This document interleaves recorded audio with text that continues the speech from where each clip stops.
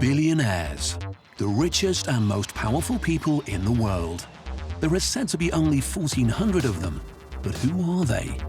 Most are elusive figures, living their lives behind closed doors. So what does unlimited wealth do to the human mind? What do you do after you've got the fast cars, yachts, and the private jets? These are the entrepreneurs and visionaries that can change our world with their big dreams. All entrepreneurs enjoy dreaming and thinking what could be. People are shocked, they're afraid of being immortal. Are we still on track to land on the moon by 2015? We've gained intimate access to 3 of these extraordinary characters.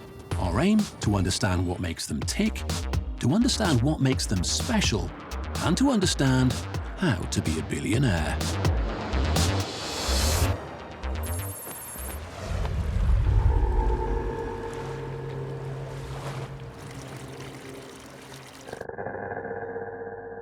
Meet Naveen Jain. Oh, hello, how are you? So, I'm going to show you some of the cool stuff here, stuff from space. I probably have the largest collection of meteorites in private hands, and probably most museums. And this is something that I like to share with everybody, and the reason I'm sharing with you is because I want people who can't afford to have them to be able to see what they are like. I want them to be able, people to be able to touch them, and people to be able to feel that same thing that I feel having these meteorites in my hand. This is really nice beast from the moon. So imagine you're holding in your hand a piece of moon. I mean, that is just unbelievable. So people talk about, you know, honey, I'll take you to the moon. I brought the moon to you. I mean, imagine that. Right? This particular meteorite fell last year in California, and I was watching the TV, and I saw this woman holding this meteorite. And I contacted her, and I somehow convinced her that it's in much better hand with me than with her, because I think it could pay for her kids' college education, which is how I have it. Here's another meteorite that actually hit a woman minding her own business, and this thing from the sky fell through the roof and hit her thigh. This meteorite would be less valuable, but for the fact that it actually hit a human being on Earth. And it's just really fascinating. Naveen has a seemingly never-ending collection of rocks from outer space. He said they were worth over $9 million, a drop in the ocean for a man with a personal wealth estimated at $2.2 billion. Look, beautiful, burnt rock. But his fascination with space extends beyond his meteorite collection.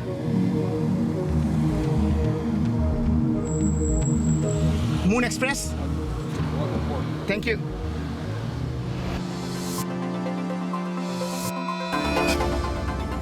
"32-year-old Russian billionaire Dmitry Itskov made his fortune through an online media empire. Now he's the story as he tries to drive forward one of the most audacious ideas imaginable. Thank you for your vision. Thank you so much. I don't think you're crazy. I read the articles. I don't think you're crazy. You know, I think you got a vision, right? I think we can help you achieve that vision. All right. Thanks, Dave.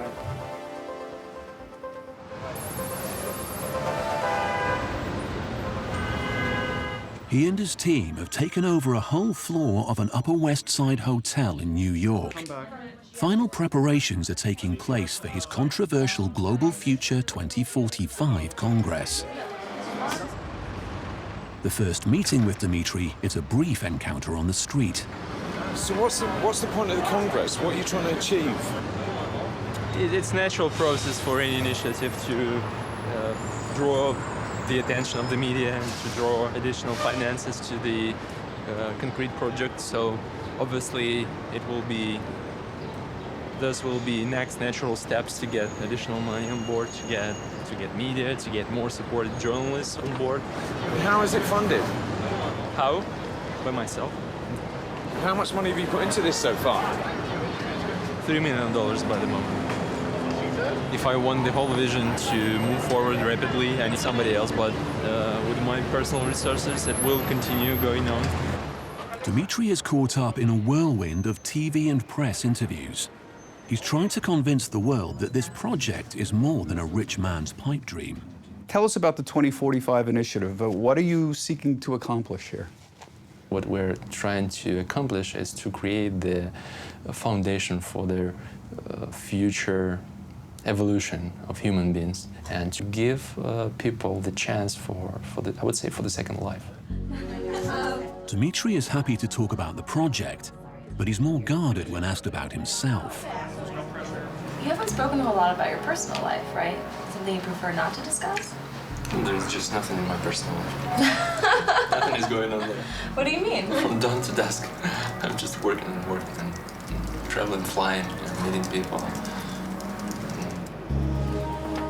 After a day of non-stop interviews and networking, Dmitry finally retires to his modest hotel room. Time to get to grips with his dream. So, Dmitry, where did the idea for the Avatar project come from? The real effect on my personality, which led me to the 2045 initiative, was about my spiritual crisis. When I was just 25, I understood that I just didn't need, that extra luxury that I could have.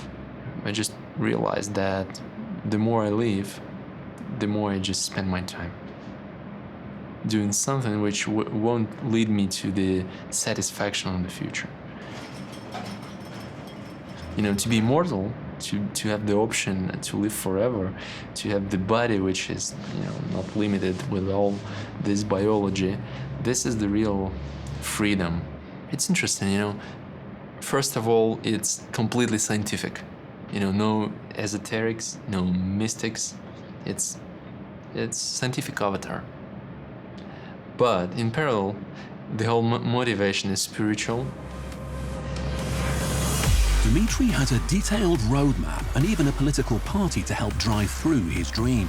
It's a 35-year plan for human evolution that starts with the development of human-like robots or avatars controlled remotely through brain-computer interface. This, he hopes, will develop to another stage with the full brain transplant, and he plans to eventually take us to a stage where uploading the human consciousness will be possible. The ultimate end goal is to exist as immortal holograms. But with science still unable to explain what consciousness actually is, his plan of downloading it to a machine is ambitious to say the least.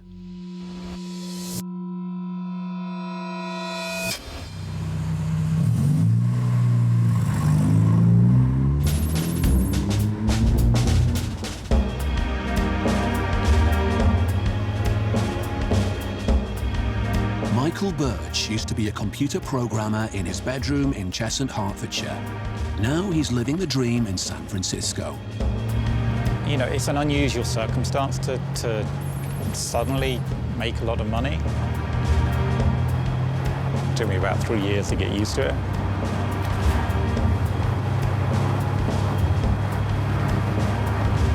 When you're not from that background, you're not brought up wealthy, and then you suddenly do have access to wealth. It's a hard adjustment, and it's hard for anyone to feel sorry for you, so you can't really speak to people about that. You should be able to spend money how you like, but you're nonetheless always a little conscientious of how it can appear to others. And that's particularly true in San Francisco. If you go to LA, it's almost the opposite. But even if you haven't got any money, you want to appear as though you do have a lot of money. In San Francisco, it's sometimes difficult to tell between a billionaire and a bum. My wife and I had a lot of discussions after we sold the business about what we should do with our lives. And we wanted to do anything that we felt was going to kind of bring us happiness. And it's great to take vacation, especially with the family, but when the kids are in school, I'm kind of tied to one place. I can't just sit at home reading all day, or I need to be out with people, doing things, meeting people, thinking of ideas. In 2005, Michael and his wife Sochi launched Bebo, a social networking site popular with teenagers. At its height, it was outstripping Facebook and MySpace with over 100 million global users. But on the 13th of March 2008, their lives changed forever. Internet giant AOL bought the site at the peak of the dot-com bubble for a staggering $850 million in cash. Michael, is it okay if Stephen shows the reporter around the battery today? Yeah, I think that's okay.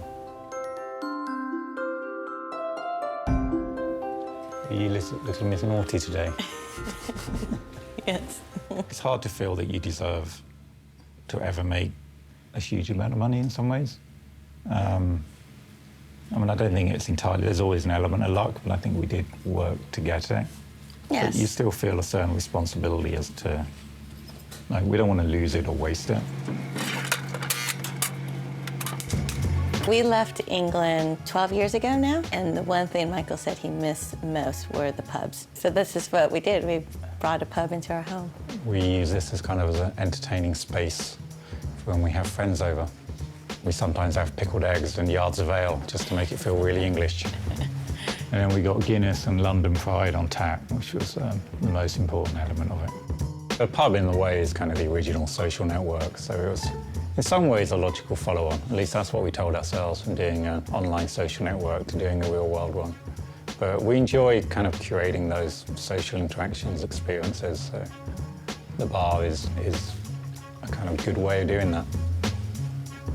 The most enjoyable period of the kind of Bebo experiences, if you like, was early on, when it was just a handful of people in an office coding away, building something that was growing quickly. It was really exciting. And then as it got bigger, it just stopped being as much fun. That's a good There we point. go. It's all right, isn't it? There's a future career ahead of me. I know. And then we hit problems where we were no longer growing. We were getting beaten by Facebook. So that was kind of a tough period, I think. And it became evident that it was time to sell. And I wouldn't say that was that enjoyable either. It was not the best year of my life by any means. I mean, Devon being born was an absolute highlight. Outside of that, it was... The money in itself didn't make us happy. And when we sold, we didn't have to work for AOL. So we effectively were unemployed the next day and had this big pile of cash. And that was kind of hard to come to terms with. It's like, then we had to really evaluate and say what we're going to do with our lives at this point. Like, what's the next thing for us?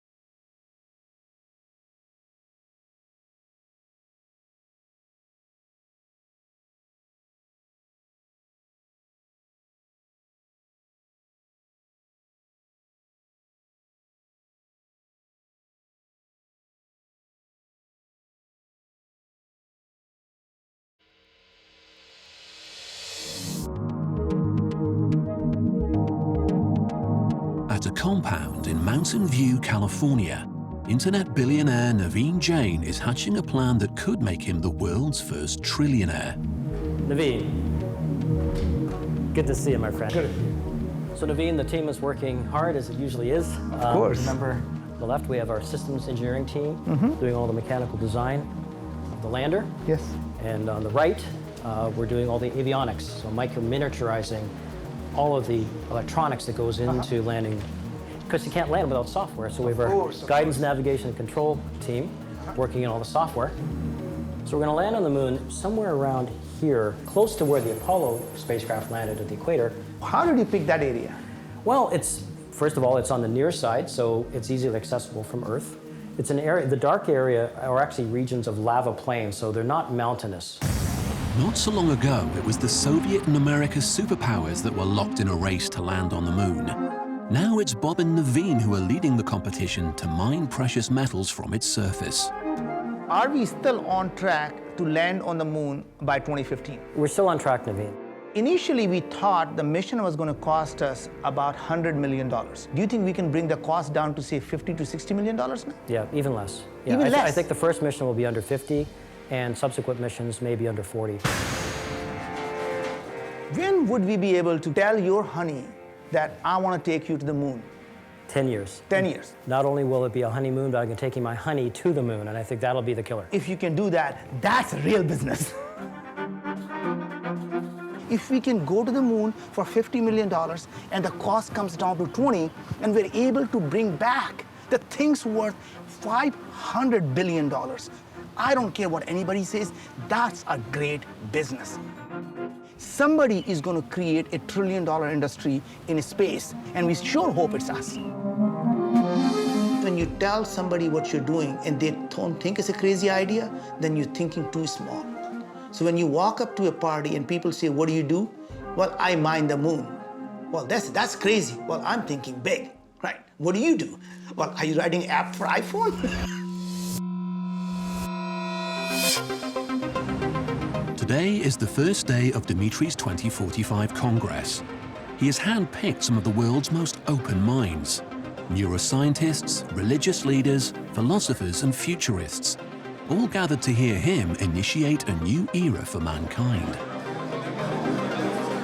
In this world of the future, there will be no diseases, no death, no hunger, no wars. But, you know, we don't want to look like Borgs from the Star Trek, right? We want this technology, not to spoil our natural biological body. We want the technology to help it to stop suffering, to get rid of death. Thank you. What were you dreaming when you were a child? Actually, I wanted to be an astronaut. Are you inspired at all by the movie Avatar? No. In your opening speech, you said that you had a spiritual experience that put you on this path. What was that? Spirituality comes to one's life very gradually, and in most cases it comes from the disappointment of the lifestyle which people live. We don't have to die a physical death. Life everlasting. How realistic 2045 is depends on this fast rate of technological change. And if we continue to accelerate the way we have been, then the answer is it'll probably be pretty close. Anything is feasible. The issue here is it practical. I think that the human ought not to be determined by our genetic makeup. This conference is convened by someone who wants to become an android. Are there parts of what's going on here that you do not endorse? If the ideas are inappropriate or don't see progress, then presumably they will be dropped from the agenda. You sometimes think you have to be a little bit crazy to think of such a big idea. And it's creativity, it's not craziness. It's, kind of internal force that can change the world. That is not craziness. Dmitry's work isn't just theory and debate. He's plowing his millions into making the first stage of the Avatar project a reality. On Russian television in 2012, he revealed the first prototype android, based on himself. Полностью функциональной копии человека, а к середине столетия обещают сделать оцифровку человеческой души, чтобы переселяться в андроида. Unsurprisingly, Dmitry wasn't satisfied. So he's now commissioned David Hanson, a leading creator of lifelike androids, to build him a more realistic head that he can showcase at the end of the Congress. We just need constantly create some evidence that will allow people to start believing that the project is real. But let me have a look at it, how lifelike it is, because I haven't seen it yet.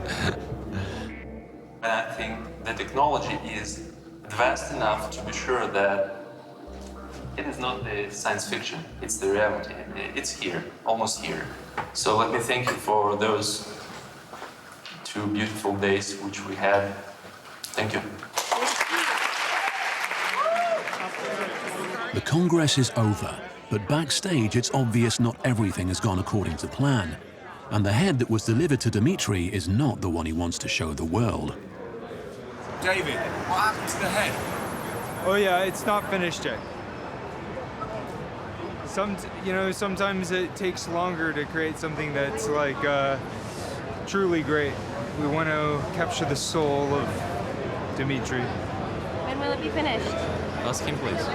Good question. Yeah, really good question. Where is it now? I hope soon. I would say that it doesn't exist yet.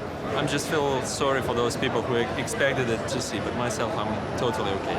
What would be the question you would ask yourself in the year 2045? With the ongoing media circus around him and the obvious disappointment over the head not being ready, it's clear Dmitry is not in the right frame of mind for more questions. His project and objectives are now clear, but the intriguing figure behind it all is still a mystery. How do you become a billionaire? Perhaps some of the answers can be found by watching Naveen go about his strict daily routine. I wake up about 4:30 and 5, and between 5 and 5:15, I am working on email, catching up on news, looking at the blogs, looking at the different opinions. Because people just don't sleep. I mean, they're working 24/7. Somewhere around the world, people are awake and working. So you're always constantly being bombarded with request, information, or just sometimes news. And so in the morning, I wake up and I, take care of my mind.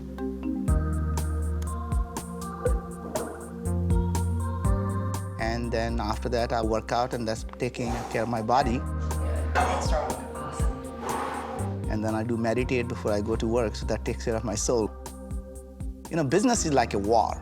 You have to be completely prepared. And unless you have mind, body, and soul really all ready for it, you just can't fight that battle. I do work very, very long hours, and I realize there is really no substitute. I mean, it doesn't matter how smart you are, there's just no substitute for hard work.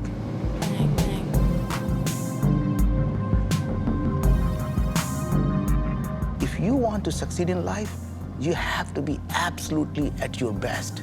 And the only way to be absolutely at the best is to give it 100% of yourself.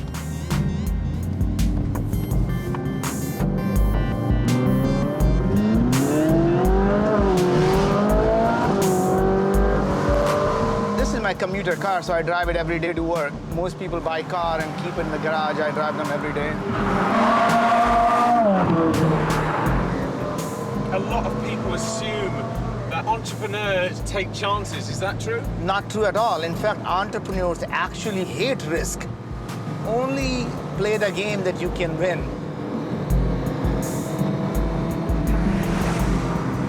Making money is a byproduct of doing things that you really enjoy doing. It is never a goal in itself. And it's like having sex and orgasm. You have to enjoy the process and not focus on the end goal. People actually who focus on end goal, like getting an orgasm, never get one.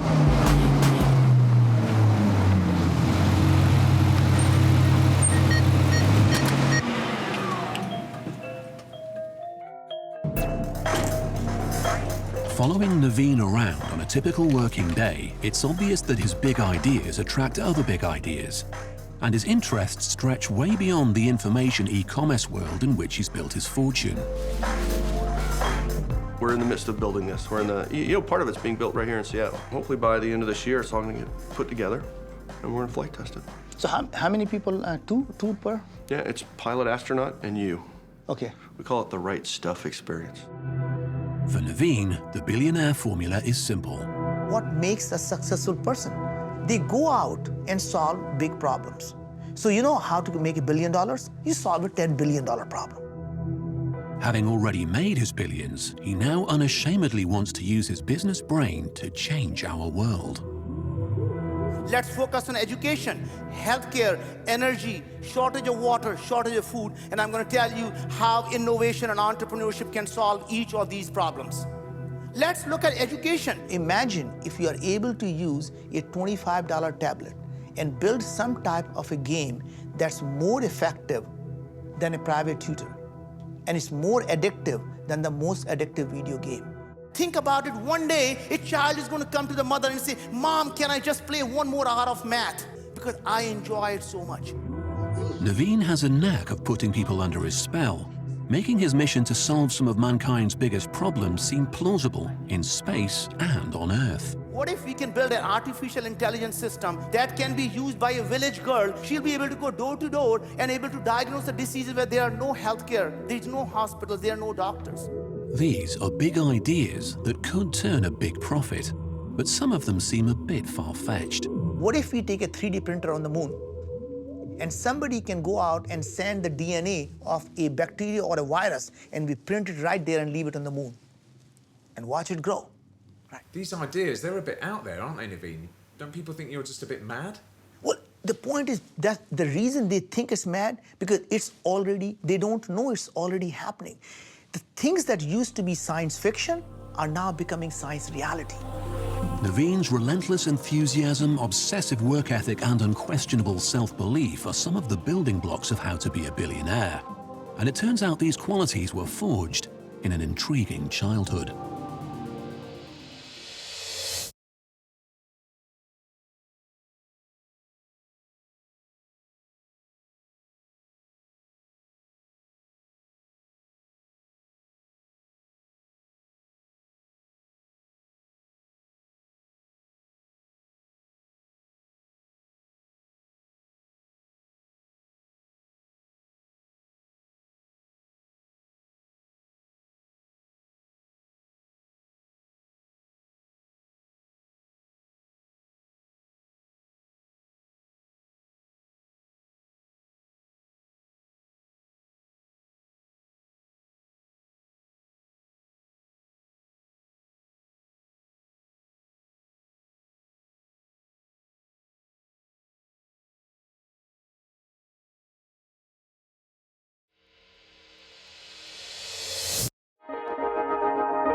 Michael and Sochi live on Billionaires Row, overlooking San Francisco Bay. Before they sold their social networking site Bebo for $850 million, life was very different. I felt quite old at the time, but I was 18 when I met Michael, and you're just 19. Mm-hmm. I was 19. Yeah.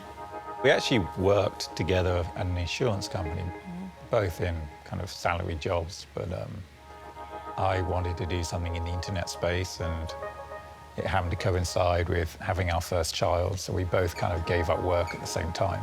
He worked from home, you know, creating multiple internet sites, one after the other. And I would then have a baby and then go back to work to support the family. And then when I was on maternity leave, I would help out, because I was also a programmer at the time. So I would help Michael to, you know, with any development work that needed doing. So we started working together, you know, not out of a choice, but out of necessity. Yeah, looking back, I don't know how we managed to live for 3 years with 2 kids and earning no money. I don't know how we did it. I think Sochi's low point was when she had to get her mum to buy the groceries once. Yes, I was at the grocery store, that was my low point. But we've paid her mum back since, so it's okay.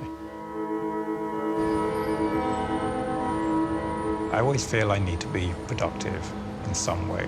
I mean, just to myself, not necessarily to the world, but if I don't feel some sense of satisfaction from doing something, then I just kind of get bored. While Bebo lost millions of users under AOL, Michael didn't just sit back and enjoy the trappings of his wealth, as many of us might. He set out to find a replacement project. This is Monkey Inferno. It's a tech startup that we started after selling Bebo. And we employ about 20 people here. And it's really a vehicle to continue doing what we were doing, just my wife and I, before we did Bebo, which was experimenting with different ideas. I don't only come here to drink, but it does help.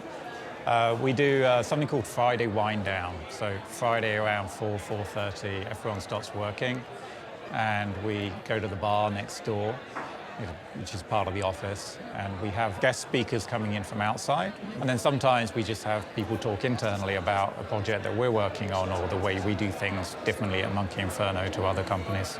Yet the bumblebee flies because the bumblebee does not know that it can't fly. We've always been very focused on creating an environment that people would want to come to work. We have free drinks, we have free food, we have lunch catered for every day. Any venture that we succeed in with Monkey Inferno Everyone has equity in that venture, even if they had nothing to do with it. So you're very much encouraged to help every other employee, every other project succeed because you're all going to be equal benefactors from that success. Michael said that the main motivation wasn't to keep adding to his fortune, but that hasn't stopped him from investing in over 50 different companies, from tech to charities to real-world business. Was this his way of keeping busy, or part of his search for something to fill the void that the sale of Bebo had left in his life?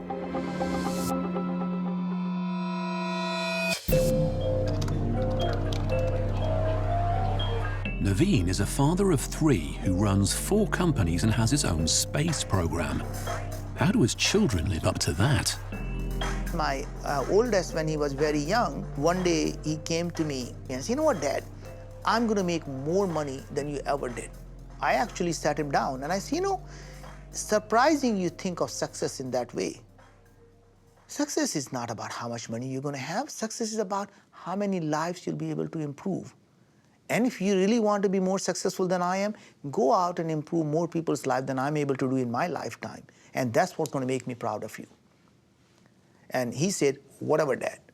I was 6 years old when Dad started his first company. And at the age of 7, he was taking me on the road with him. And then when I got a little older, like 10, 11, he would start randomly throwing me on stage with him in the middle of a talk and be like, "Hey, like, why don't you come up and give your thoughts?" And you really had no choice but to get up there and say what you thought. So it was a really interesting way to learn by fire, right? When he's 16, he calls me and he said, "Dad, I've been meeting lots of my friends who are at MIT and Harvard and Princeton. What if I brought the great mentors that you had for me, helping these young kids? If I could do that around the world, I'll be able to improve more people's life than you did. Would that make you proud?" And I said, "Yes." And guess what? That's when he started Kairos Society. And today it's world's largest entrepreneurial society. America needs to reinvent our economy. We need to refocus our entire national efforts on young entrepreneurs. How can we be pioneers that move the world forward? Naveen seems to be nurturing his children on a predetermined path to success. His 16-year-old son Neil is the youngest student ever to attend the Singularity University in the Silicon Valley. Entrepreneurship is just kind of like a way of life, really. You can't turn it off. And his 19-year-old daughter Priyanka, who is studying at Stanford University in California, is making her mark in the world of social philanthropy. I've spent 18 years of my life taking for granted everything that I have. A great family, parents, mentors, an education, good health. Things that millions and millions of girls around the world live without. My accomplishments in this world will never be measured by what I do. It will be actually measured by what our children are able to do.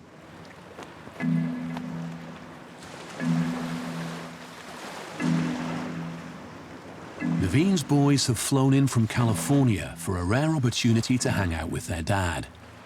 Well, there comes my rock star there, and he's on the phone. Being an entrepreneur is just a full-time job, 7 days a week, 24/7. All right, let's go. I love taking a speedboat out on a full throttle. Sometimes you just got to let the stress out.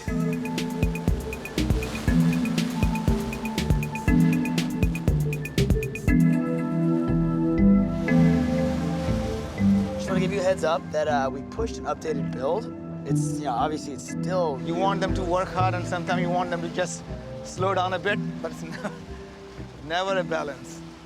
He saw me do the same thing. When the three of them get together, the conversation rarely strays from business and finding ways to change the world. We always talking about business. Either he's talking about my business or I'm talking about his business. If you're solving problems, you're doing good in the world. And if you're doing good and you're solving problems in the world, you're gonna make a shit ton of money. If you can solve a problem that affects 1 billion people, and even if you only got $1 out of each of those people, you'd still make $1 billion. Without doubt, the kids are a chip off the old block.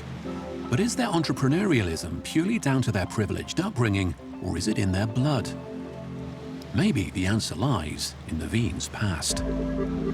I grew up in India, and we were very, very poor. And we didn't have to be poor. My father had a pretty decent job in the government. He was a civil engineer, overseer, responsible for building government buildings. India is extremely corrupt society. My dad, in his humble wisdom, decided that he wants to be an honest man. He's just not going to take a bribe. Guess what happens? In government, you never get fired. You get transferred. Every 6-9 months, that son of a bitch has to go. He's not taking money. Find somebody who takes money. So we go to the most rural areas, and most of our education was done in places where there are no tables, no chairs, no whiteboard. You sat on the floor, you wrote on the floor. And despite all that, my sister went on to do a postdoctorate in applied mathematics. My brother had a PhD in computer science and a PhD in statistics. And I'm the least educated person with a degree in engineering from IIT and MBA. That is the kind of value system that constantly governs my life. Always looking back and saying the humble background that you come from and how much you have achieved.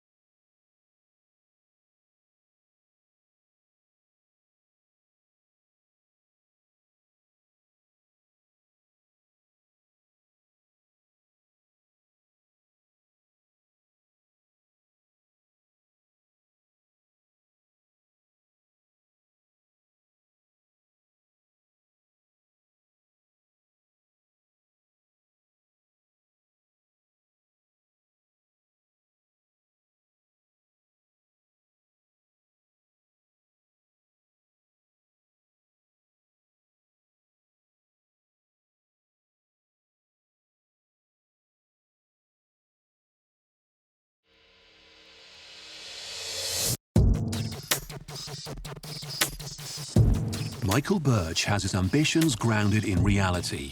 He's not reaching for the stars like Naveen or trying to change the world like Dmitry. Instead, he's spending tens of millions on a project that will make him the landlord of San Francisco's biggest social network. We'd kind of had enough of doing the internet stuff, and we wanted to do something which was more of a real-world business. And we'd always been into bars. We met in a bar, and we built a bar in our home, which is one of the most used rooms in the house. There's that kind of secret desire to open a pub. How's it going today? Good, how are you doing? Place is looking good. It's getting there, isn't it? The building is a total of 5 floors. The top 2 floors are hotel rooms, 15 hotel rooms, and the bottom 3 are club space. It's about 58,000 square feet of floor space altogether. There's a total of 5 bars, a restaurant, a gym, and a spa. It's a pretty sizable project by club standards.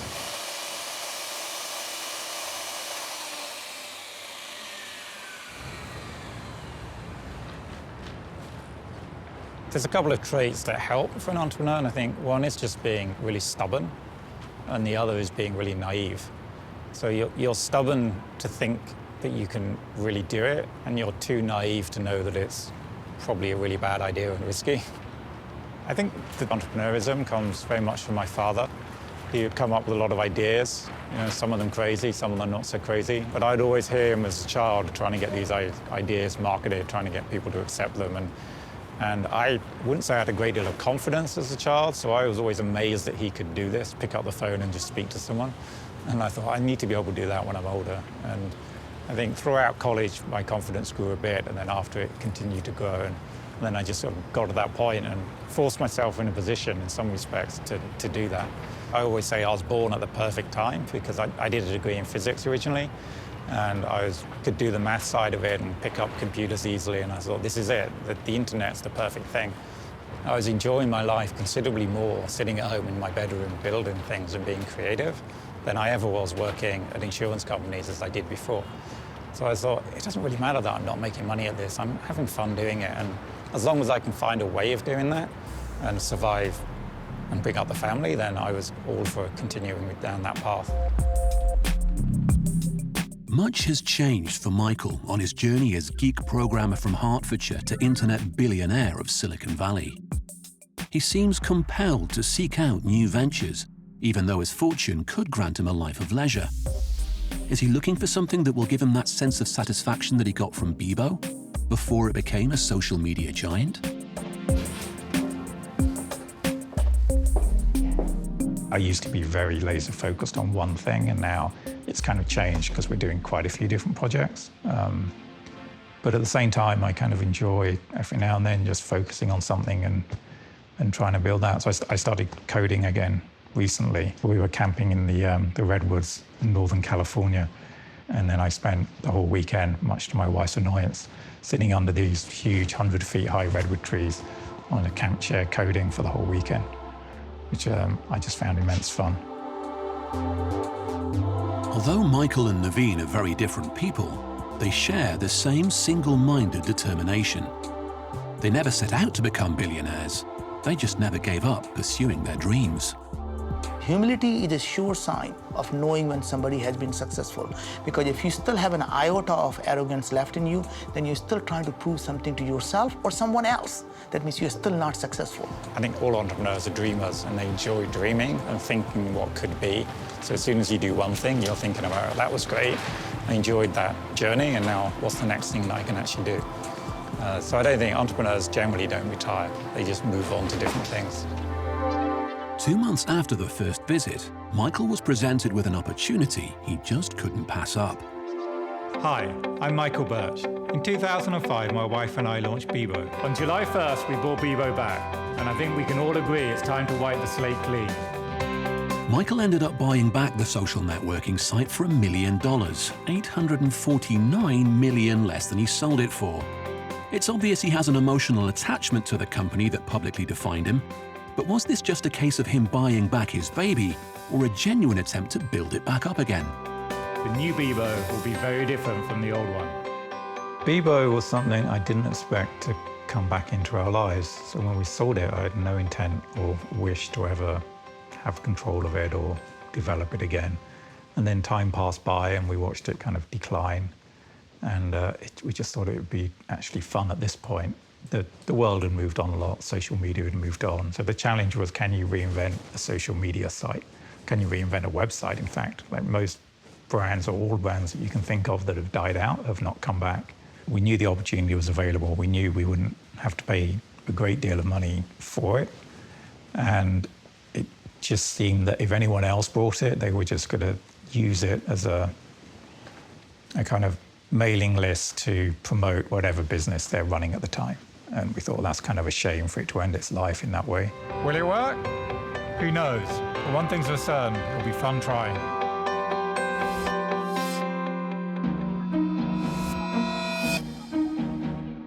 After the 2045 Congress in New York, Dmitry went off the radar. And it took more than 2 months before he agreed to meet again, this time in Dallas. His devotion to the Avatar project is obvious, but is he sacrificing everything for a life of city hopping and lonely hotel rooms? I never feel lonely, never. At home, at hotel, I live alone, but I'm not looking to find anybody to be my company. On the contrary, I like being alone. It's a good time for you to watch your mind, to think about your life, about your progress, to meditate. The hotel room is my refuge. I don't have enough time to have kids. I don't have enough time to have even a wife, you know. It's a pity, maybe, but I have what I have. Before Dmitry dedicated his life to pursuing immortality, he made his billion-dollar fortune in Moscow as a media magnate in web-based news publishing. Of course, there has been a period when money was the motivation. I just realized that I couldn't earn everything. And I decided to stop for some time just to explore different opportunities. Because you can spend all your life doing more and more, and what will you have? I realized that I will come to the dead end, you know. The game will be over. And I tried to look for something, you know, more. For something which probably you cannot describe with words, but you can feel. And obviously, to do that, you have to try to live without, you know, family, without your hobby, without your favorite business. It just, this is, I think, the beginning of your natural way of finding who you are.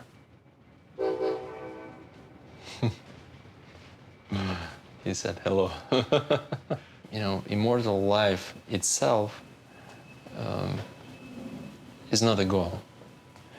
To have the opportunity to live longer and to explore more in this external world and in the internal world is the goal. Once you separate yourself from the body, from the physical body, which you always consider to be the essential part of yourself, once you do that, here emerges the question who you are. And that has been the most important question in my life. Dmitry is in Dallas to spend a few days with robotic designer David Hansen in a renewed attempt to create an avatar head he'll be proud to show the world. I mean, it's a bit weird, is it, looking at yourself after all this time? No. No? It's not. This is the first time that I've done live drawing of my subject for my robot. Generally, I've done the robot portraits of people who are passed away, like Albert Einstein and Philip K. Dick. The idea of the Avatar project is to create the alternative for the human body, and the head is just the first step. It's to show that the essence of myself can be in that robot as well. And when it comes to the head, I mean, what was the reason for sort of using your own image? You know, it's easy to experiment with yourself always. So obviously I have to be everywhere to represent the idea of the avatar and the idea of future human evolution. So I think it's more pictures to have someone with you, which is like you, completely like you. Dmitry's ultimate goal is to live life as a hologram. But until then, he has a much more practical application for the current technology he revealed is out there. Look. If we take something like this for the disabled patients, imagine the quadriplegic person controlling the human-like robot. I think this will add some sense to the idea of migrating to different bodies in the future. And through the invasive chip now, you can realize the transfer of feelings, movements, and even vision and hearing quite soon.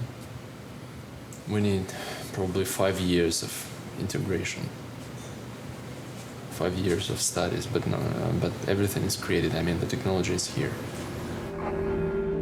Being a billionaire has without doubt enabled Dmitry to forge ahead with his dream. But maybe it's his naivety and perseverance that made him a billionaire in the first place.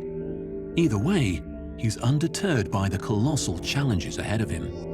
I am criticized, you know, the idea is criticized. And sometimes people just don't want to educate themselves, don't want to read everything carefully, they just start criticizing. But I'm good with it because this is the process of bringing this idea to them. I mean, I'm happy that I was able to draw their attention. And first they can criticize, then they will come and they explore something, and they will find something for themselves. Probably for some of those critics, I will be able to deliver, avatars, which will help them, and they will say, "Thank you, I was wrong." You might think that billionaires are defined by their wealth, but they would argue wealth is a byproduct of big ideas. They're interested in fulfilling their dreams, and the crazier the dream, the better.